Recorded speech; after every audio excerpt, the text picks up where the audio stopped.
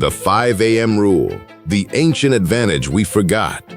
What if the greatest competitive advantage available today doesn't cost a single dollar?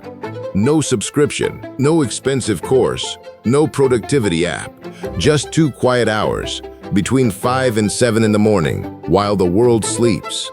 Stay with me, because by the end of this video, you may never look at your mornings the same way again. Imagine 2 people. Both have the same 24 hours, the same internet, the same access to books, the same opportunities, yet 5 years later, one has built a business, learned a new language, written a book, or earned a degree. The other wonders where the time went. The difference often isn't intelligence, it's the first 2 hours of the day. Long before alarm clocks, ancient civilizations understood something that many of us have forgotten. The early morning wasn't simply another part of the day, it was sacred time.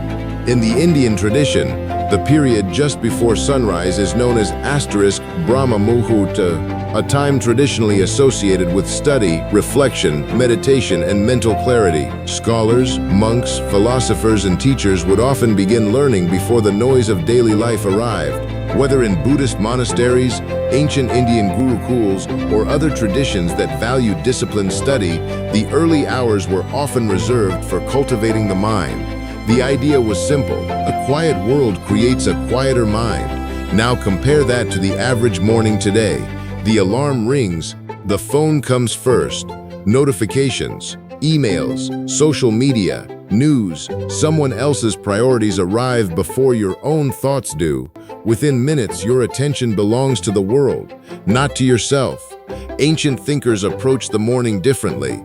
Before speaking to others, they listened to themselves. Before reacting, they reflected. Before consuming, they learned. That sequence matters, because your first hour often sets the rhythm for the rest of the day. Here's where we have an advantage our ancestors never imagined. They had wisdom, we have wisdom, and the internet. In just a few clicks, you can learn from professors at leading universities, master a new programming language, study philosophy, improve your writing, or explore almost any subject imaginable. Never before has so much knowledge been available to so many people. The challenge today isn't access, it's attention. Imagine using just those 2 morning hours, from 5 to 7 a.m., 1 hour for learning, 1 hour for building, read 10 pages, complete an online lesson, write, practice a skill, plan your day with intention. Then, when the rest of the world begins checking emails and scrolling through social media, you've already invested 2 focused hours in your future. Repeat that every weekday. That's roughly 10 hours each week. More than 500 hours in a year.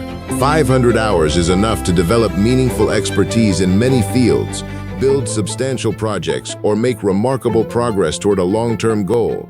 Not because of a miracle, because of consistency. Marcus Aurelius once reminded himself that when he rose each morning, he was rising to do the work of a human being.